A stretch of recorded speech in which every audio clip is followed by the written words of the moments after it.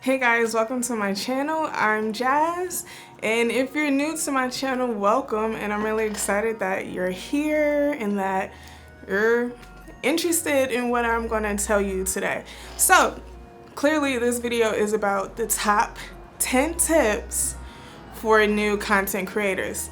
Shout out to my neighbors.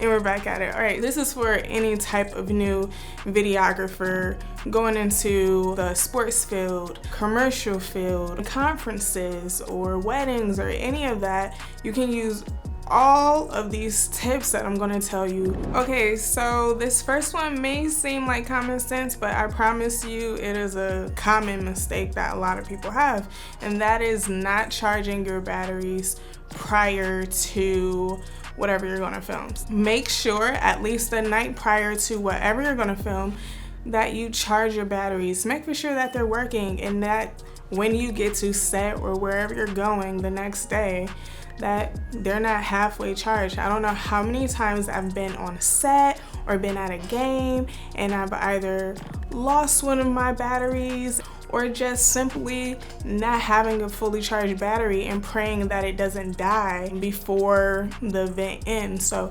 double check your battery life and just make for sure that you have extras. You can always buy extra online on Amazon or B&H, so always have extra batteries. It's gonna save you. So another one that's pretty much a game changer for preparation for any event is to check out the location prior to the event. You want to check out the different angles that you might get. You want to make for sure that wherever you put your camera on a tripod, or just in general, that you won't be in a high traffic area as the event is going on. This also gives you the time to prep shots and to see where you can put your camera gear before the event. Checking out the location is very essential because you want to know where you're going to film. It's going to save you a lot of time so you're not scattering at the last minute to see where you can go, and it just helps in general so you can prep your shots beforehand. This tip kind of blends in with that second tip, and it's to set your camera settings. So after you see where you can shoot your shots and everything, set your camera settings, set your white balance, your picture profiles, all of that. Even set up your gear so when the event starts, you're already prepped, you're already ready, and again, you're not scattering around and being anxious. You want to be as calm, cool, and collected before you start filming. So another tip that will help you prepare for an event is to have all of the event management or logistics contact information. This is in case you get locked out of a building at the last minute. This is if you lose some camera gear after the event or you misplace something. If you plan to work in sports, this will be the SID.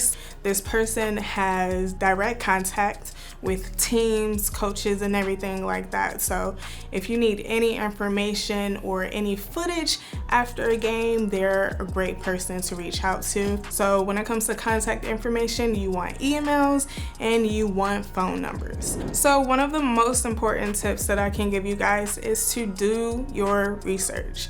You want to know who the subject is going to be behind your lens, and proper research is going to help you do that. You need to know, are you going to be interviewing a CEO, a star player, the coach of a team, or the bride or groom? Like, you need to know who the important people are behind your lens. This can help you with prepping questions. This can also help you know their tendencies. Are they great speakers?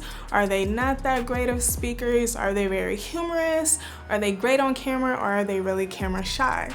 All of these things is going to help you prepare for how to really engage them when you're behind the camera. So if they're awkward, you can kind of calm them down. So do your proper research, know who's going to be behind your lens. It will help you on the film side, but it can also help you on the edit as well. So this is probably my most favorite tip to tell you guys, and I've been doing this for the past, I want to say 2 years, and this is to create your timeline prior to the event. I used to create my timeline after a game or after an event or whatever, and it just took a lot of time to just set everything up in Premiere. So I learned that if I create the timeline prior to the event and I cut my song to the required length or what I prefer length, and I mark my end point and start point, it just helps you in the long run, because after you're done shooting, you could just upload your footage and start dropping things into your timeline. So instead of waiting to build your timeline after you're done shooting, do it all beforehand. It saves you a lot of time and increases your productivity and workflow. Another tip that I can give you guys that has grown a lot of importance for new content creators and creators in general is to know the proper dimensions for all the social media sites. Instagram, TikTok, Twitter, YouTube, they all pretty much use different dimensions for their videos, and you guys need to know what are the best export settings for those platforms. If you guys want me to create a video about the perfect export settings for different platforms, let me know and I can definitely create that for you. I know there's a few videos on YouTube too, so dive down into those YouTube rabbit holes and figure out what is best gonna help you on the platforms you are creating for. And this is also a good tip to integrate with the timeline preparation. So if you know that the client or company wants to put this video on IGTV and YouTube, when you prep your timeline, you can actually just set the dimensions right before you start dropping footage in it, so you don't have to wait until the last minute to shift your footage and everything like that. So this is probably my most favorite tip to tell you guys. I love to edit. You know, I am an editor through and through. I love to film, but on the edit side is where I can really, you know, do what I need to do. And when I actually have to go film some stuff, the best thing that helps me in the editing process is to shoot for the edit. Again, shoot for the edit. And what I mean by that is, while you're filming in the field, you need to think about what type of shots you're gonna use later on. What shots are gonna be good for transitions? What shots are you gonna open with, end with? What's gonna be those fillers in between some segments? So definitely shoot for the edit when you're out and about, and apply this tip to everything that you do. It's definitely gonna speed up your workflow, and it's just very essential for anything that you do. A lot of creators film and edit. Once you start doing both, if you're not doing both now, you need to know how to edit to the footage that you're gonna create and how to film for what you need to edit.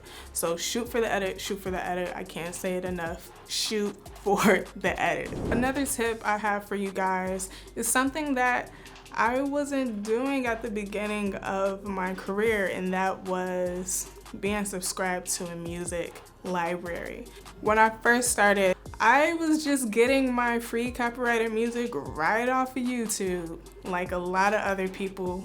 So that took up a lot of space on my computer, went through a lot of like YouTube conversion sites. Like now I don't go through that at all. I subscribe to sites like APM, FirstCom, and Epidemic Sound to get the type of music and sound effects that I don't have to worry about later on my videos getting flagged from using it. So look up sites that you can just have like a monthly subscription with, and you can just get instrumentals and sound effects or music with vocals. So if you have a spare maybe $30 to $50, definitely check out those sites, so it saves you a lot of time for digging through YouTube videos and just avoiding your videos getting flagged altogether. So my final tip for you guys is to simply have fun. Being a content creator is one of the most unique fields that I have encountered so far. We get to create our own worlds, we get to have our own schedules, we get to venture out into the world and just simply create. So have fun with this part of the journey, especially if you're just getting started. If you see something that you like on TV, a certain shot style or a type of edit, try it out yourself. It's never harm in learning how to do other things. And I hope you learned a lot from this video. I hope to do more videos like this in the future. Let me know in the comments below if you feel like I missed anything, or if you would like for me to create other videos like this on different topics, like the expert settings. If you want to know what expert settings will be best for different platforms, let me know in the comments and I'll definitely get that to you guys. Until then, I hope to see you again on my channel. And if you really like this video, please give me a thumbs up so I know that you guys like this type of content. And subscribe so we can just keep this journey happening together. So again, I'm Jazz. Thanks for watching and I hope to see you soon. Bye.